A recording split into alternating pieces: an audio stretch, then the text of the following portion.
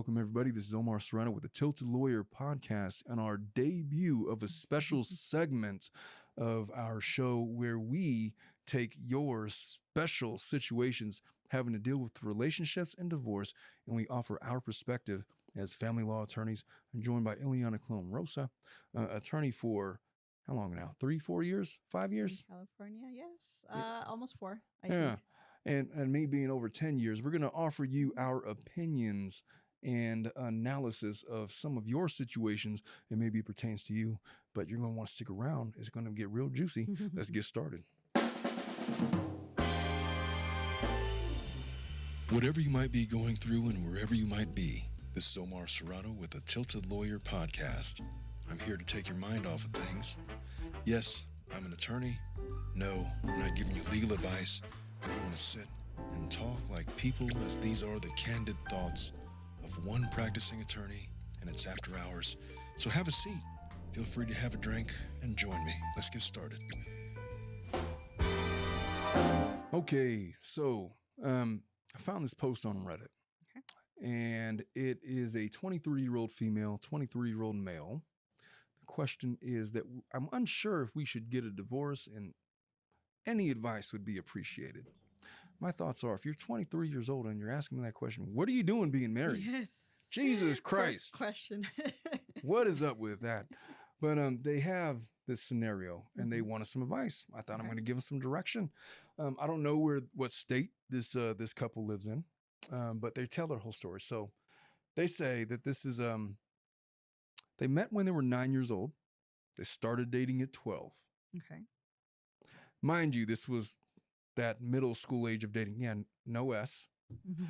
He says he cheated on me when we were 15 or 16, which of course he did. If I was 15 or 16, whoever was saying yes to me at that time, was fair game. There was no loyalty back then. Oh, I'll tell you a funny story about that. All right, so when I was 15 years old, I was so awkward with women. I didn't know how to talk with them.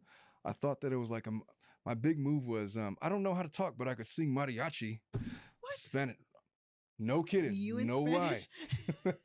Okay. I didn't know what I was singing, but I had a voice and I could throw down with some mariachi music, and it was my big icebreaker. Okay. That's how I got girls back in the day. So And it worked? Sometimes, sometimes. But I would do that. It was one of my moves. I was also a wrestler, so I was like a jock and stuff. Okay. And so I had all of these, but I had no idea how to talk to women. If I would ever approach a woman, if I found out a woman was interested in me, I was like, oh, we need to jump on that right now.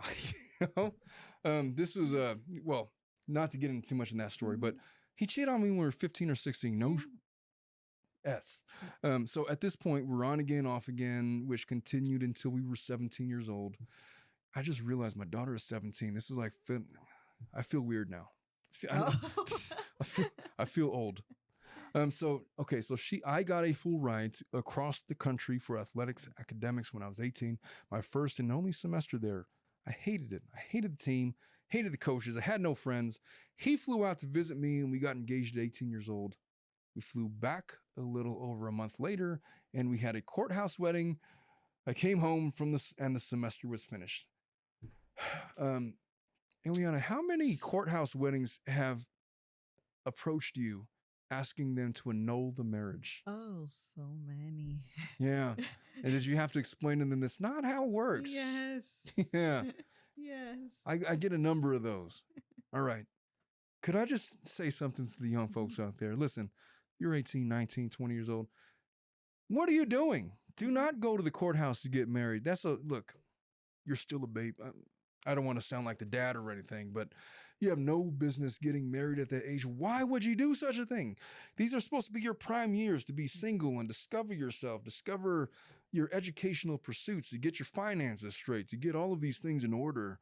You are in no position as a complete person, man or female, to be marrying anybody. Yet these people did. All right, so here they are. They get married. They got married at the courthouse.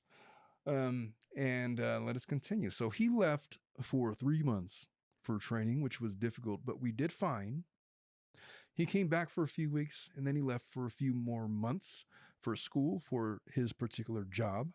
And during this time, I would later find out that he signed himself up on Bumble. I think Bumble's like a dating app, isn't it? A dating app. And paid $50 in upgrades for more swipes. He insists he never met anyone from it, and no conversations that he had were ever anything more than introductions. He also, again, I would later find out a few years later, spent over $600 for a strip club. He says he was pressured by seniors to go and ended up paying for a VIP room for one of his buddies because he got the room and he then didn't have the money to go pay for it. And my husband said his friends were going to go to the club out of the trouble. This is clearly irrelevant, but whatever. Yes. He went to a strip club. He spent some money. Yes. That's what 18 and 19-year-olds do. Hey, Dominic, you're 25. When's the last time that you went to that? I'm just kidding. The last time that I meaningfully went to a place like that, I was probably around 22 or 23 years old. It's something you do when you're that age, man. It's like a thing. The first time I ever went to a place like that, and I'll tell you a funny story. It was my 18th birthday. Okay. It was my 18th birthday. I had Birthday just gift. gotten out of that church, right? I left that yes. church, so I was going to go out and explore America. Okay. My friends were going to take me out for my 18th birthday, and where they took me at was a place called Deja Vu. Oh. It there doesn't. There was a place in Puerto Rico with that same name. There you go. Of course. Maybe it's a chain. But we went to that place, and I'm like, oh, all of these naked people everywhere. And so go there, having a good time. I was there for maybe 5 minutes, and one of the people comes up, the dancers comes up and says, hey, so do you want to dance? Mm-hmm. And I'm thinking like, my only frame of reference is like a high school dance. Yes. Like, okay. Yeah, let's go get up and dance together. Yeah, we're going to go dance, and then we can go to the like VIP room and like there's, and so I'm sitting, she has me sit down in the thing, and she's like, standing over me and like shaking around like a stripper and stuff. And like the song passes or whatever. And she's like, all right, well, that'll be, would you like another? Mm-hmm. And I'm like, hell yeah. Oh my goodness. So it goes on for like maybe 2 or 3 songs. I don't remember.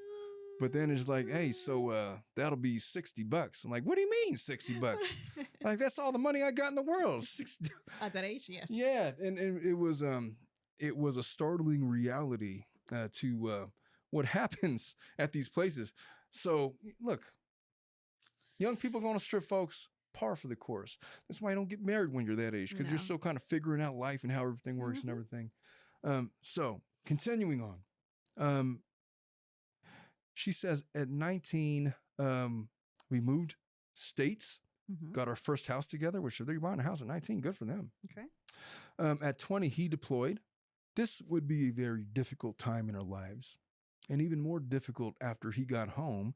He developed a pornography addiction while deployed. I remember sitting on the bathroom floor at 4 a.m, refreshing one of his social media accounts, which I could see his following numbers go up about every 5 minutes. I don't even know what that means. Social media accounts. I don't know which one. Following. I don't know what any of this means.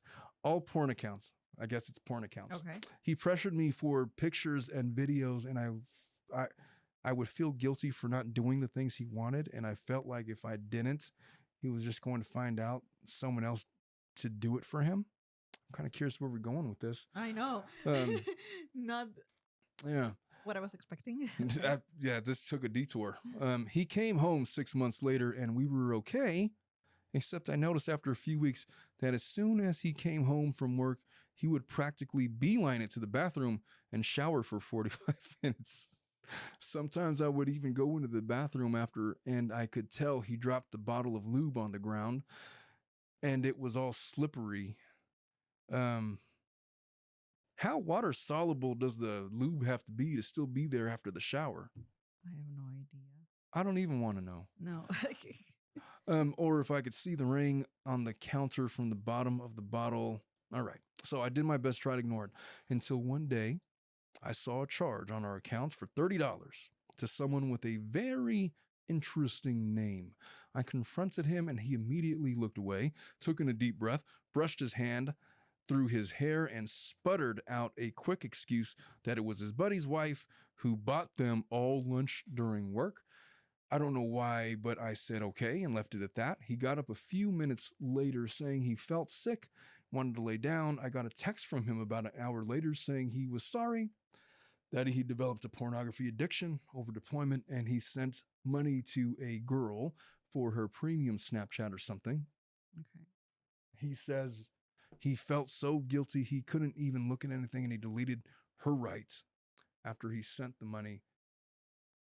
He deleted her right after sending the money. Mm-hmm. I realized that the day this transaction took place, he had bought me flowers. He had never done that before. Okay, so she's filmed. All right, what do you think of all this, Ileana? First of all, why are these kids married? They shouldn't have gotten married. Yeah. All right. That's the first thing.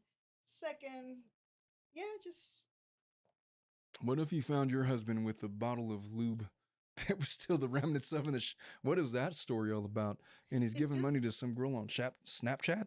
This reminds me of that guy from that show that has like the 17 kids.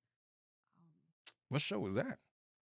There's this couple that has a bunch of kids, and one of the eldest children, that is a male, he got caught in some sort of like I think it was child pornography, and also he was caught on this app or website that helps people be unfaithful or something, Ashley or something like that. Huh. I don't remember, but like from the entire family, they're very religious. They don't.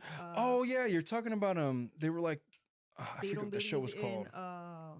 Didn't that guy go to jail? Yes, he's in jail. Yeah. Yeah. Yeah. That reminds me of him. But wasn't that guy like 30 something years old? Yeah, he's one of the eldest ones, but they have like, I don't know, 17, 20 children. I remember. I know who you're talking about. Yes. I know who you're talking about. So it's a very similar, I guess. But not similar at all, because these are kids.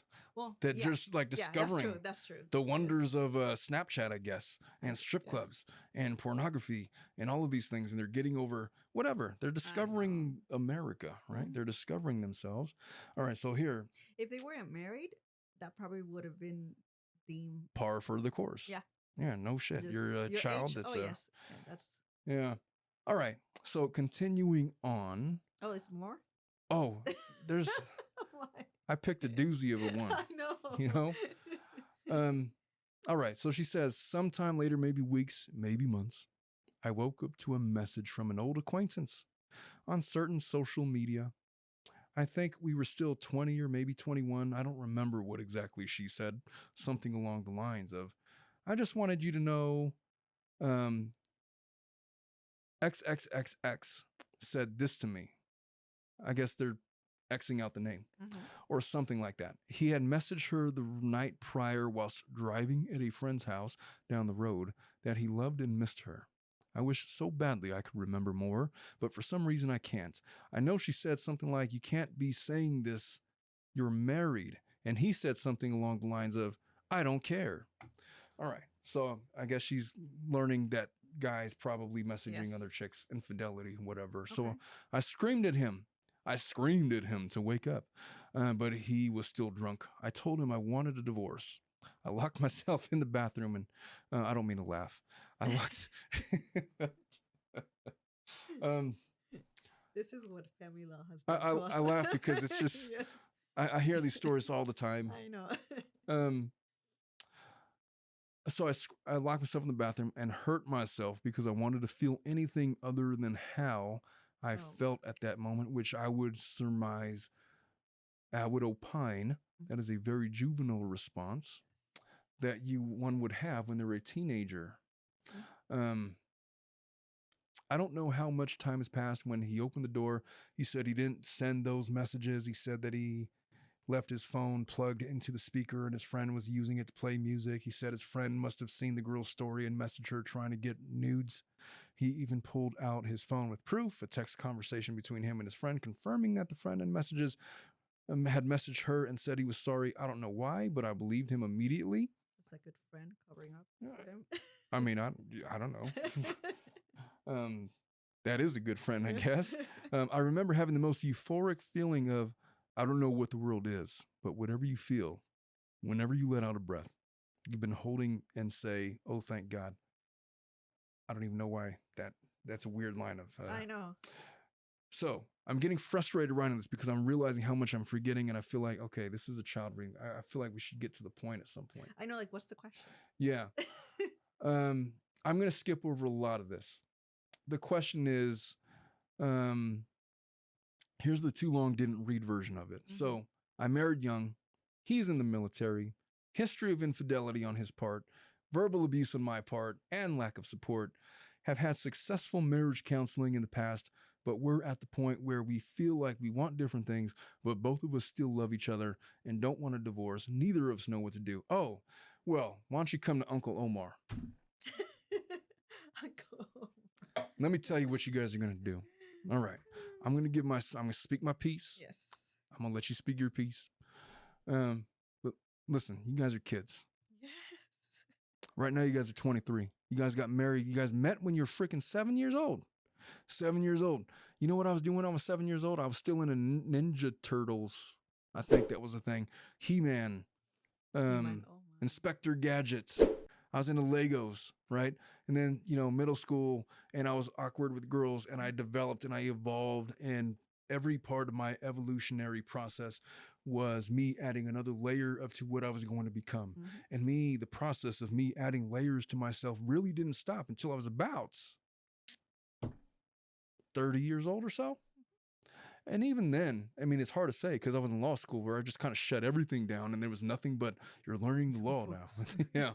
There was no more development of myself. It was, I'm devoted now to this. And so I added all of these layers to myself, starting from, so let's just say 7 because she said 7. And now I'm 30 and now I'm this fully formed human being. At 23, you know what I was? I was a knucklehead.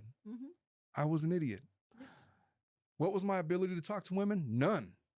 But I'd imagine I was probably better looking back then. And so it was maybe easier to talk to women. I was relying on that. Whatever I had, that's what I was relying on.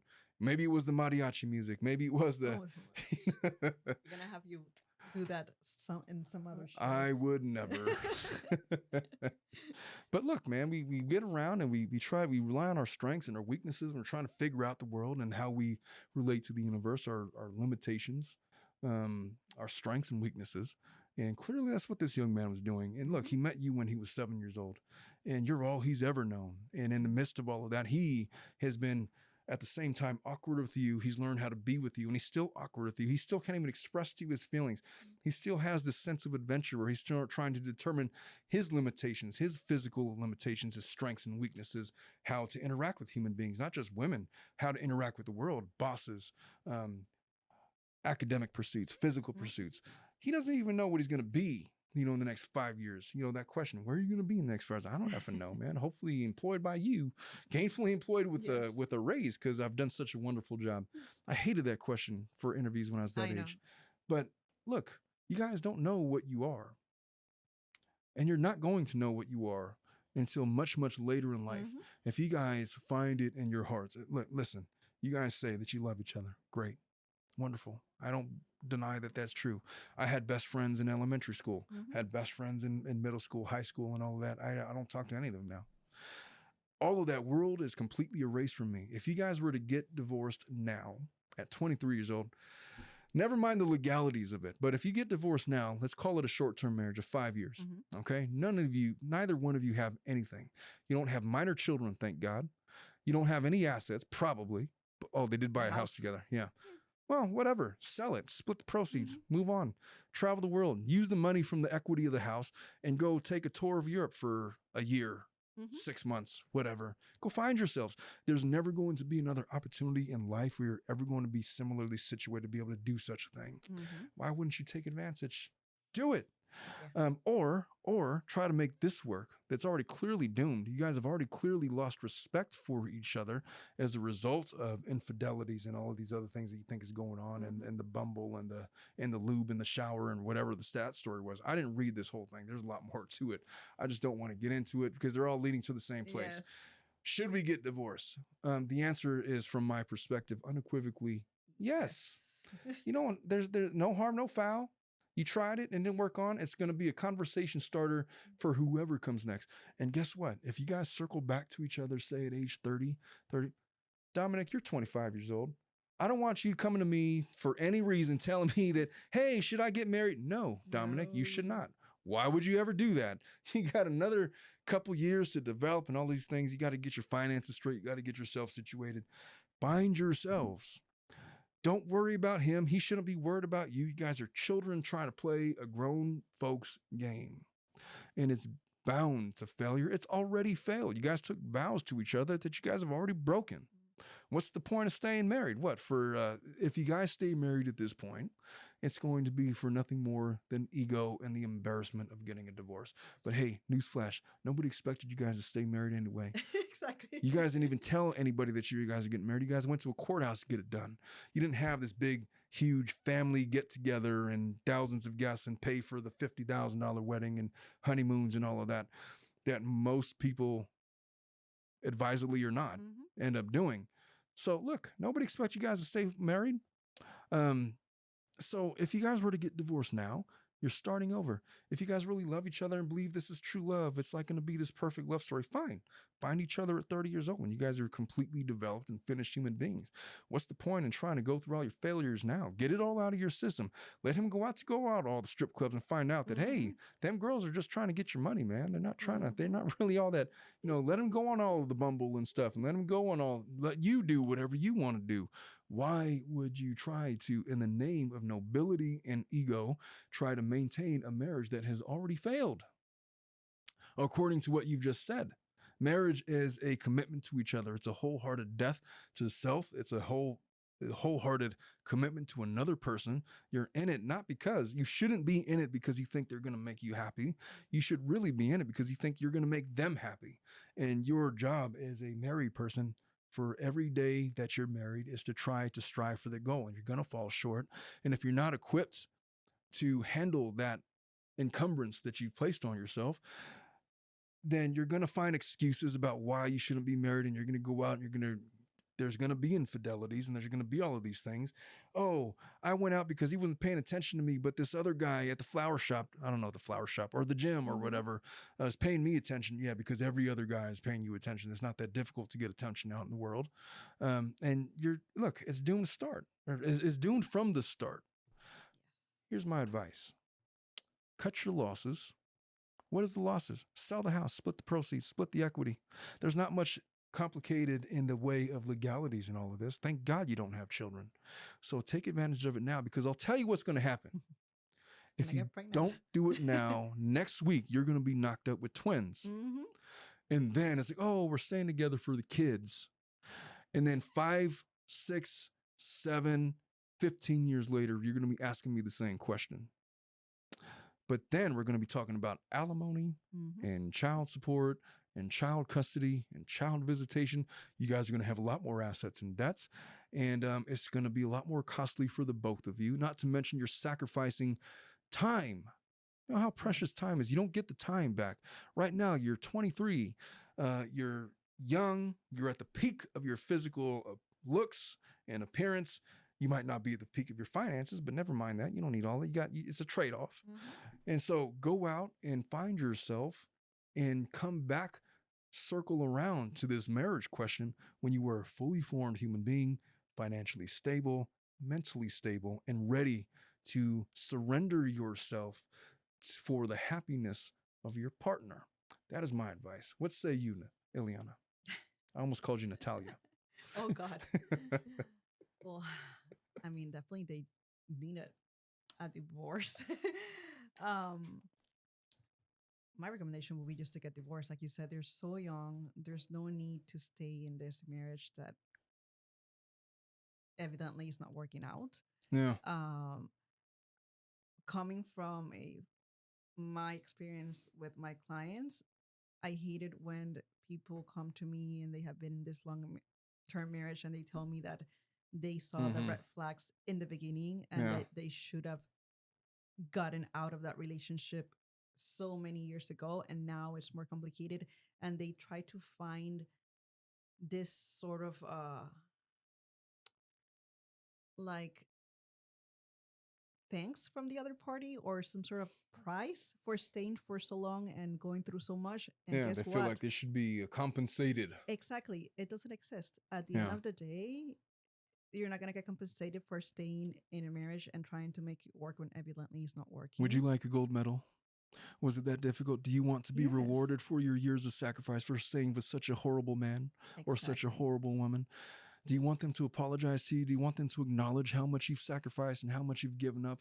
It's never, It's ever going to It's happen. not gonna happen. And you know what? You're going to want to talk about all of that. But all Mhm. we're going to be talking about is dividing the assets and dividing the house and splitting up the debts and alimony and child support and kids and retirement accounts. That's what we're talking about. Nobody cares in a no-fault state such as California who cheated on who. You want to stay with this guy. You want to stay with this girl. You shall live with your decisions. And guess what? Yes. You don't have a choice in the matter. It's not fair. Too bad. That's the law. It is. It's And the if rules she we play stays in by. there, she's probably gonna regret it in the long She run. regrets it now. Well, now exactly, she regrets it already. Like, what's the point? Okay, yes, they love each other, but so many people that go through divorce, they still have some sort of love for each other, appreciation. That doesn't mean that the Hopefully. marriage is gonna work. Like, Yeah, just because you respect somebody doesn't mean that you should be married to somebody. or I that you respect want to be. Yes. You might want to be married to this person, and the other person might want to be married to you, and to make it work. But that doesn't mean that it's gonna work. Like, sometimes it just doesn't. Look, the odds are against you. It's probably not Yes. going to work. You know what? I respect my enemies. Mhm. I have a lot of respect for my enemies. Doesn't mean I should ever be in a relationship with them. You know, not every time that I talk to my wife do I want to be talking to my wife. Sometimes she's really annoying. Sometimes I just need silence. And for her to, like, she just told, hey, when you take the girls, this is what I do. I do this. I know what you do. I got this. I don't need, but you know, that's kind of the shorthand that you develop. You learn how to be with that one person, and that's all that you need to do. And you know, anything more than that is fairy tales. Yes. And so, look, there's nothing glamorous about marriage, short of the wedding. The wedding is the glamorous thing. You take pictures, you invite guests. They didn't even there's have dinner. that. I know.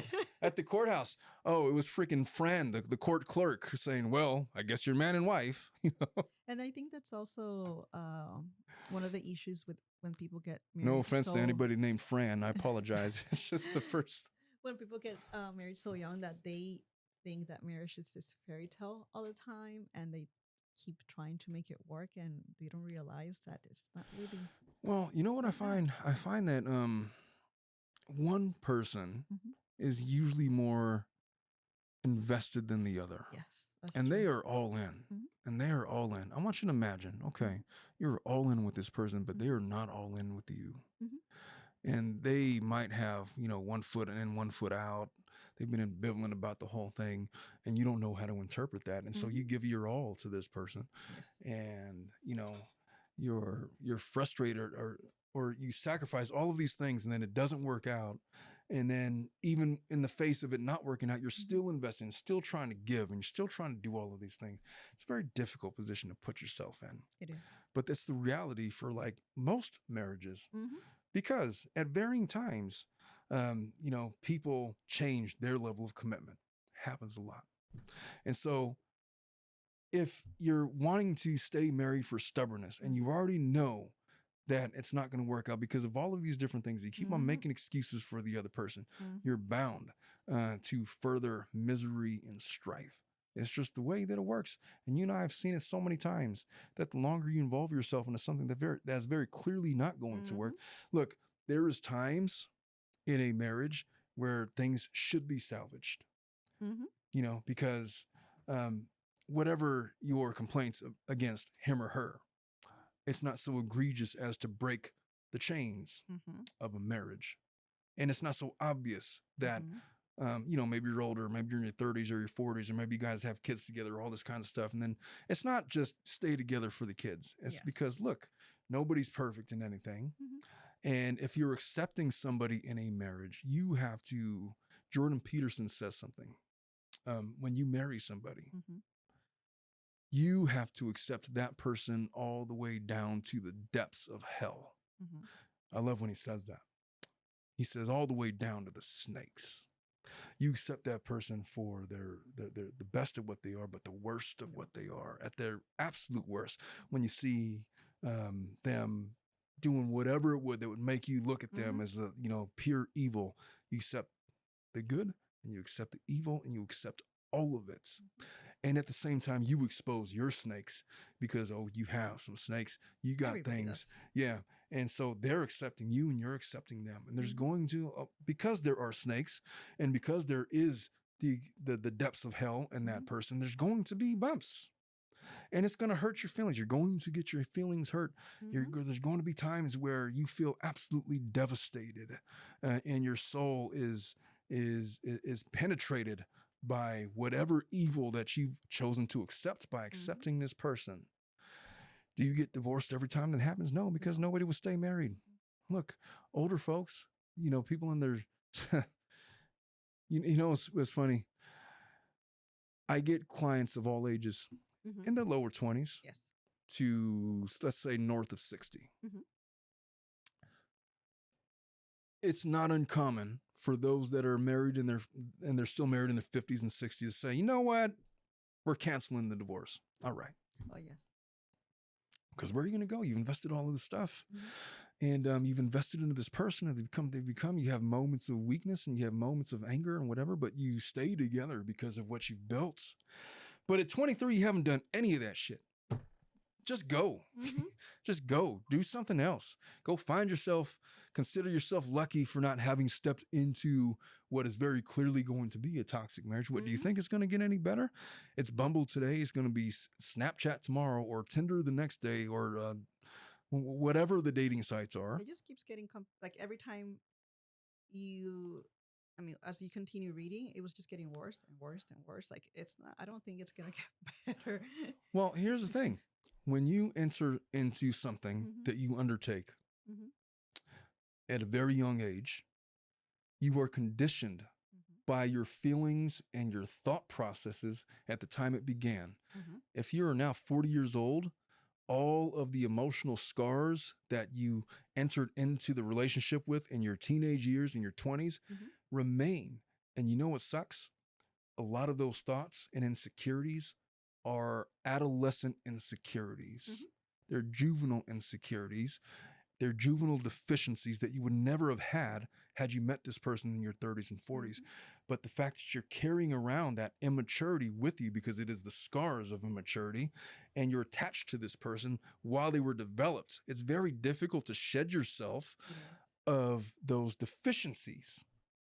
And so you're going to carry around that juvenileness well into adulthood, and then you're going to Mhm. get divorced, and it's going to be on the basis of some juvenile thing that happened, Mhm. and it's going to look a lot like adolescent immaturity, as opposed to meeting somebody in your late 20s, Mhm. early 30s, and beyond, and having met when you're fully formed and not having those same immature juvenile scars. It's going to be a lot easier for you guys to mesh and cope Yes. and continue on. And so that is my 2 cents to these couple of children over here. And that's all I really have to say about that. Do you got anything to add to these young folks? No. All right. So let's let's do one more. Well, just get out of it before you have children. Get out of it. Hey, Yes. file for divorce tomorrow. Yes, please. All right. You'll be officially divorced within like 6 months, You're in and California. you can move on with all of the other things. Let's do one more before we wrap it up. Okay. So here's one more. Okay. So we are officially splitting. Mhm. We've been together for 12 years, only legally married for the last 2. Oh, we've seen a lot of those, Oh right? yes. 3 kids together. After the holidays is when I leave and he leaves. He wants to do everything 50-50. He wants to write up an agreement and sign it, get divorced, and move on. But I don't think he is realistically thinking. I work from home full time, so I'm always with the kids. He works at a prison 50 minutes from us. His new schedule will be Monday through Friday, 11 to 7 p.m. He claims he will take the kids to school every day, even on my days, just so he can see them. But does he think on his days to have them, I'm supposed to get them from school and keep them until he gets off and here by 8 o'clock? That's not how it works. If he wants 50-50, he gets them so many days of the week, and I do. On my days, I have full responsibility, meaning from the moment they wake up to they go to sleep, I'm responsible for them, getting them to school, picking them up from school, and after school into overnight. He has no way to get them from school or have anyone to watch them from the time they get home until 8 p.m. And the kicker of it all, when I brought up child support, he went off. Of course he did. He said, I can have the taxes every year. Just leave his money he earns alone. Of course. Let me paint a picture. He says, I've never cared about money. No, I never cared about money. This job he has now is one that is finally good paying, but it was mentally taxing on him, or anyone for that matter. And he was gone crazy hours. All right, let me stop before we get too deep into. There's a lot to uncover. Number one. Lawyer up. Lawyer up. Yes. But in California, let's just talk about presumptions. There is a presumption in the state of California and many other states. And the directive is usually that we're supposed to do what's in the best interest of the child. And there's a presumption, at least in the state of California, that what's in the best interest of the child is to have frequent and continuous visits with both parents. That presupposes a 50-50 schedule. The reason why we don't make 50-50 schedules is because most of the time they're impractical. Now, she mentioned that this guy lives 50 minutes away. How's he going to get him to school? He works from 11 to 7. Yeah, that's all the reasons why we normally don't do that, because it's hard. And there has to be a primary parent. Who's the primary parent going to be? It seems to me that what she's saying is that the status quo is the children live with her and they've been separated and he's been trying to work out whatever. So the reason why most of the time, though, females end up with the children is because when the men leave, they don't take the kids. Most of the time when women leave, they do take the kids, or they don't. And when they don't, it's the man that has the status quo and the children usually live with him.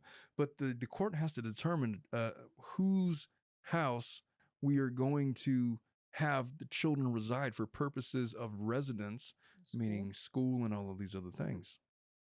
All right. So she's already positioned herself as the primary parent. How are we going to make a 50-50 schedule work? That's something that the dad is going to have to say. She started saying other stuff. I'm the one that takes care of them from start to finish, from when they wake up and get them ready for school. Yeah, but in a 50-50 schedule, he's going to have to do the same thing. I've literally had attorneys argue that he doesn't know how to change diapers. And I would tell the judge, it's not that difficult, Your Honor. There's instructions on the box. You know, he'll figure it out. I mean, he'll take a parenting class if she really thinks that she's that much better of a parent. That's usually not the standard. So all of this stuff about her, I'm committed to, yeah, so is he. Even if you're doing the bulk of the work, if you're doing a 50-50 schedule, he's responsible for his half. You're responsible for half, but he works. I'd imagine so is she also going to work. She's probably, I'm assuming, going to work a 9 to 5 at some point if she isn't already.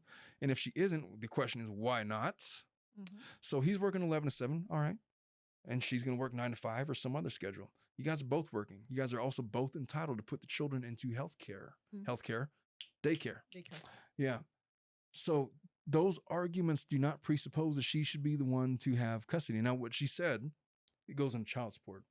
I mentioned child support. Is I'll give you the taxes. Oh, he has no idea. How many children does she say they have? So they've been together. They have 3 kids. Oh, boy.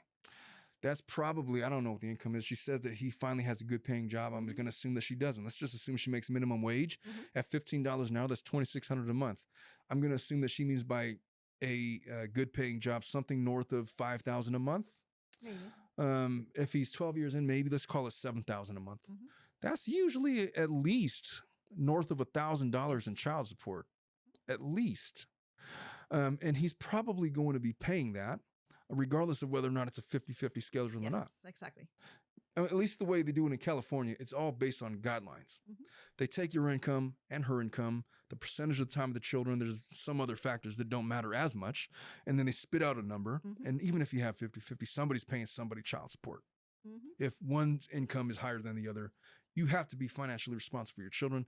There's no way to get rid of that. That's just how it is. That's one of the biggest myths when it comes to child support, that people think that just because they do 50-50, which a lot of time when you ask them, what does 50-50 mean to you? They have no idea. Yeah. But they think 50-50 means no child support, and it doesn't work like that. Yeah. And then it's like, well, I have 50% of the time. Yeah. Well, when they're with mom, are they living in poverty? Exactly. Because that's not, no, you are 100%. You're not 50% responsible for your children. You're 100% financially responsible for your children, to the point that if you can make their lives better by giving her money while she has her 50%. That's what the court's going to do because that's what's in the best interest. Well, she's spending it on trips to Cabo and her hair and nail. Yeah, well, you can make those inquiries and you can make those arguments. The bottom line is the court's going to do what's best. And the court has determined that it's best if the child receives some kind of support from the other parent. That's not unique to men. It's for both sexes. And I've seen it go both ways. And, I've seen women be put on child support because they're way more successful than men. It happens a lot. That's also, only the men. That's so unfair to men. No, it isn't. That's just how it is. You have a child, you're 100% financially responsible until they graduate high school or turn 18 with some exceptions. And so that's the gist. Let me finish the last half of it. Dominic, I promise we're going to wrap this up. All right, he's got a good paying job. All right, our money has been together for 12 years. But what I want to do is fair. He wanted this split. He's leaving me with a hefty car payment and insurance that we got together and got himself or getting himself another car that the payments, who gives a shit? All right, so he's leaving. You got bills. He's got bills. Yeah. What she's speaking to is the anger of him leaving her in a position that she never intended to be on because she's been with this guy for 12 years. They get married and 3 years later, the split. It happens. Yeah, it's hard to get divorced. You're going to divide assets. But the way that she's looking at it is very emotional. It is. The way the courts are going to look at it is very black and white. What's your income? What's your expenses? They got married. There's going to be some alimony there, short-term marriage. And so not a whole lot of alimony, but the child support, nobody can run from that. And so, yeah, you're going to put that on an income and expense declaration. What do you make? What are your expenses? He's going to do the same thing. And the court's going to spit out a number. But I understand what she's saying. I understand why she's saying it. She's angry. You could feel the anger in the way that she's writing this. All right. So he's leaving with the hefty car payment. Okay. Plus, I make a good, but less than him.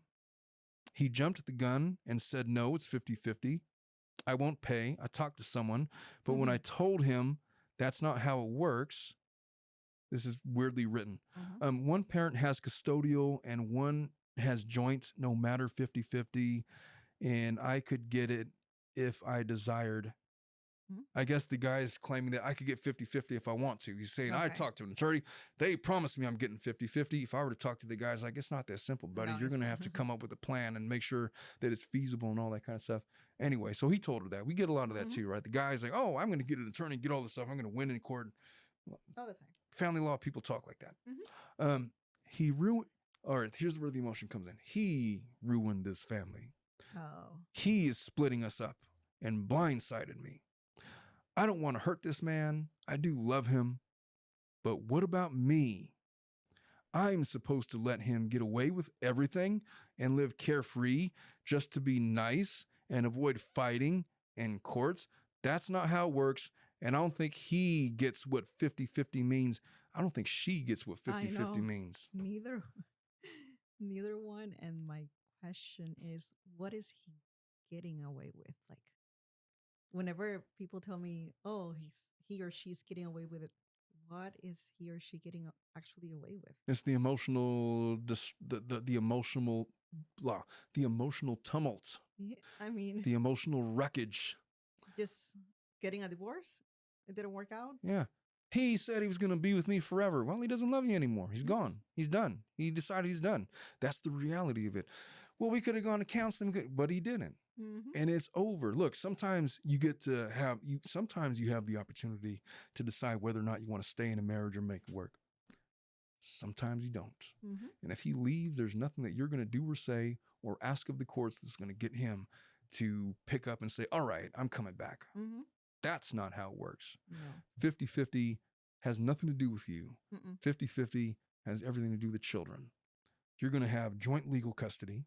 You guys are both going to have input into the academic decisions, extracurricular activities, medical decisions involving the children.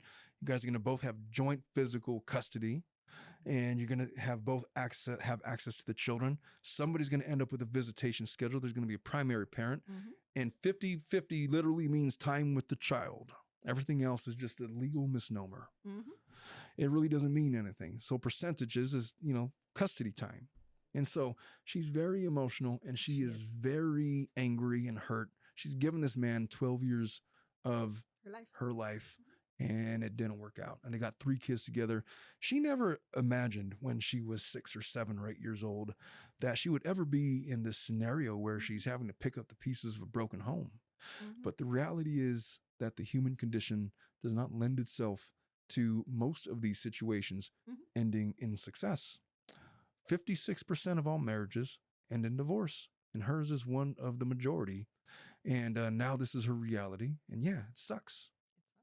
And but you know what? The way that she's arguing, the way she's thinking about it, the law, and she's asking about advice with divorce.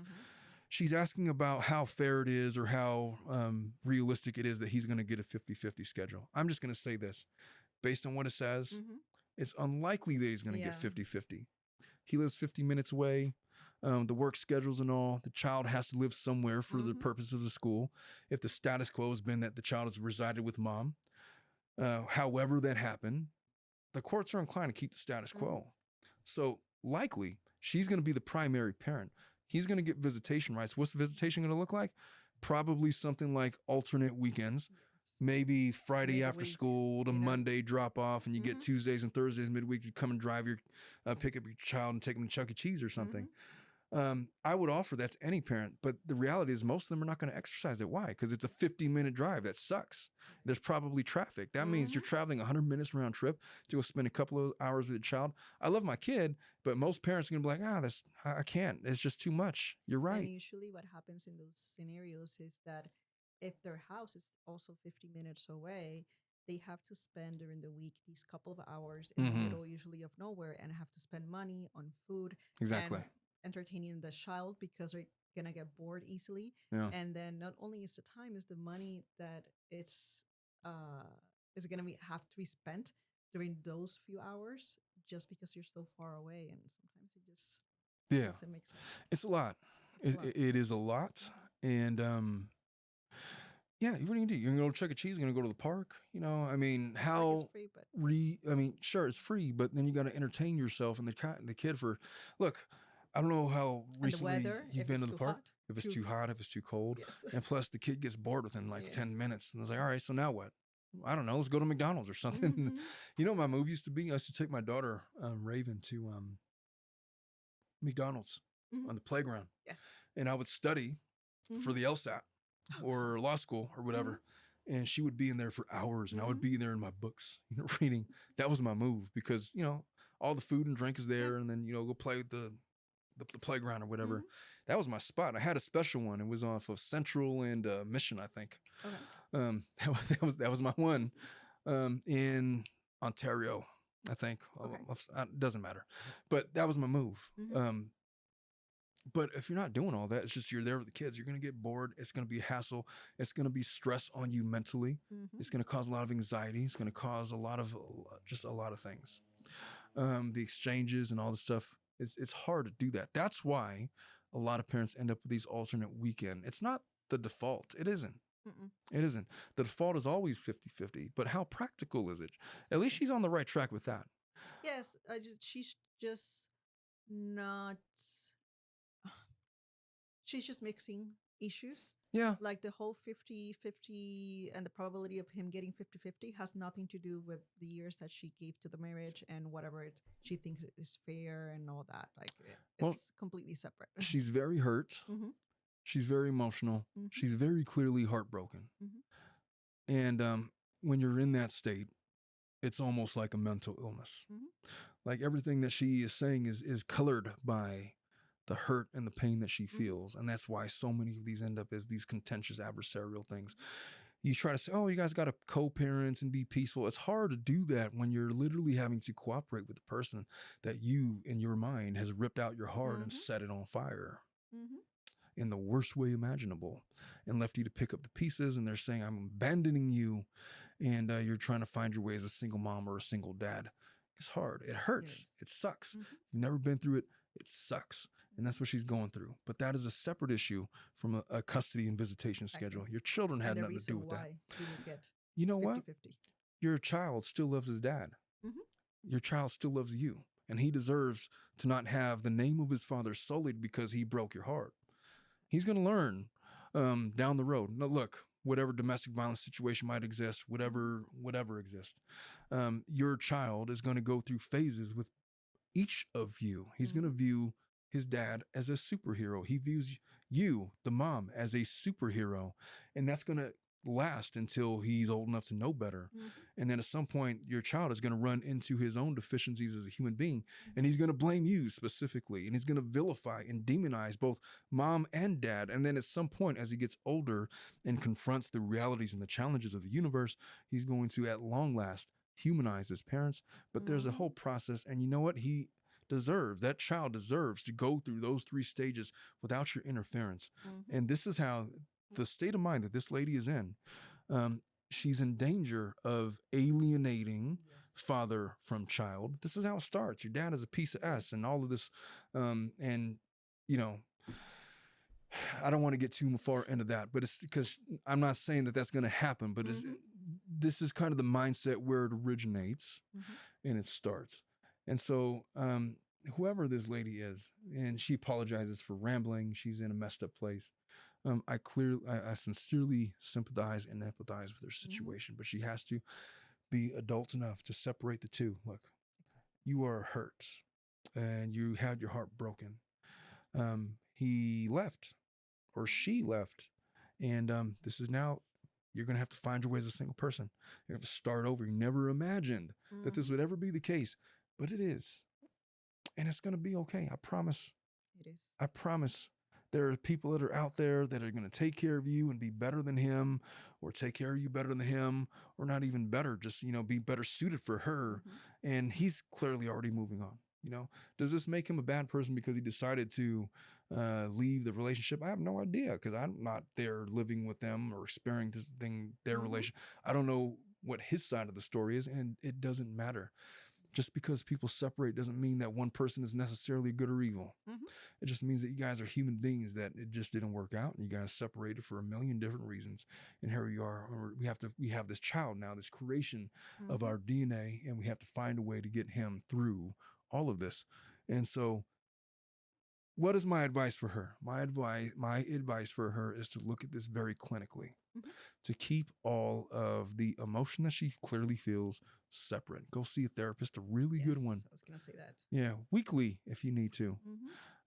Go and find yourself. Go take up a hobby, go paint.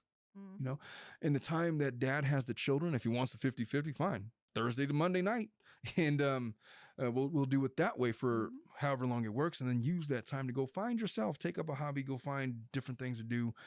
You don't necessarily have to date other people, or you can do whatever you want, but take the time that you have when it's just you to work on yourself and move on to the next chapter. The quicker that you get on to the business of doing that, the easier it's going to be to leave behind this emotional wreckage, this baggage, this unfortunate circumstance that you never pictured happening. The easier it's going to be to leave it all behind and start anew. You have to start over. I had a client. He wasn't in a 12-year relationship. He's like 23 or 24, and he was all heartbroken. And I'm like, dude, you have no idea how lucky you are. Imagine that you were my age going through all of this shit. And I was like, listen, when this is finalized, I got a cigar on deck. You and I are going to light one up, and we're going to celebrate your newfound independence. He's like 23, 24 or something like that. The whole life ahead of him. And he's a reasonably successful person, and they were like splitting the house and all this kind of stuff. And there's some, I think you had mentioned him. I told you about him before. Yeah. We lit one up, and this should be a celebration. This is in no way a sad thing, especially at his age. Exactly. And so for her, it hurts because of all the time that you've lost. But you didn't give him all the time. No. You're there. Look, if she's together for him 12 years, I'm going to imagine she's probably in her mid to late 30s. That is not your mid to late 60s. So go out and enjoy and explore and rebuild and be the best person you can for the sake of your child. And that's really all I have to say to that. What say you, Ileana? Well, like you said, lawyer up, and like you mentioned, get a therapist, some sort of mental health help, because it's not only gonna help her through the process, it's also gonna save her a lot of money, Oh, probably in attorney fees. what is your, well, you don't have to tell me, but what is the average retainer for a family law attorney? Well, it depends. Somewhere between 5 to 10,000. 5 and 10. But it depends a lot of if they have the assets or children. Exactly. Yeah, but 5 to 10, I would say it's fair. You could take that money and go on a month-long vacation to Italy, you know, Exactly. by yourself. Mm-hmm. If I had the opportunity to take a month-long vacation to Italy by myself, oh man, I was joking with my wife, hey, I'm taking a business trip to Cabo. Mm-hmm. It's like, yeah, well, me and the kids are going to be right along. I'm going to get my own independent flight. We're going to show up at your business Your office in villa. Cabo. But that's all I have to say about any of that. Yes. And folks, thank you for sticking with us for the length of this episode. Let me know what you think about this subject matter that we're covering. I think we're going to probably make this a regular segment of our show. And let me know what you think about the lighting. There's been some dispute. Okay, I want you to go back and look at my previous videos where we had the white light. Now we got this pink light, this hotel lighting that my assistant called it. Which do you prefer? Which layout would you prefer in terms of lighting is in anyway? Let me know in the comments. If you guys have any special situation that you want myself and Ileana to analyze and dissect, by all means, contact us on Instagram or TikTok, or just leave a comment down in down below, and we will be happy to take a look and dissect as much as we can. I'm curious to hear what all of you guys are going through, but at any rate, it's been, oh, Ileana, we've been talking for 3 hours. Lot, yes. You more than me. I know. I promised Dominic 2.5 hours. I'm going to have to pay him extra for today. It's just, I apologize. It happened.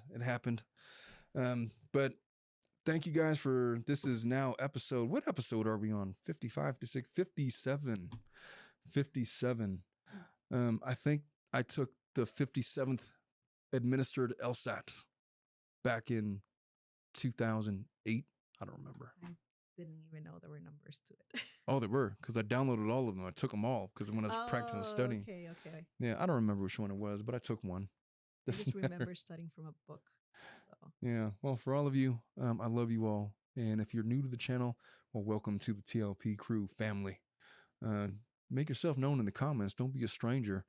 Be sure to contact us. If you haven't already done so, be sure to follow us on Instagram. There's lots of short clips that Dominic produces and puts up on the TikTok.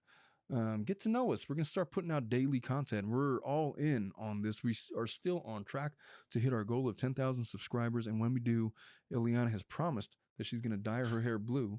It's happening one way or another. Wasn't it pink or purple? Oh, pink then. All right. I'll let you pick one of those three. Okay. I'll tell you what. At least let me pick. The audience will give you 3 colors and you will pick from one of the 3. Just let your husband in on it because he's going to be all. I get to dye my hair pink, and then you're singing the mariachi? I'll sing a mariachi if we hit 10,000. That's the deal. That's the deal. I will fist bump on that. Pow. All right. Okay. With all of that, I love you guys all. And I really got to get some hot tea or something. I will see you guys next week. Bye-bye.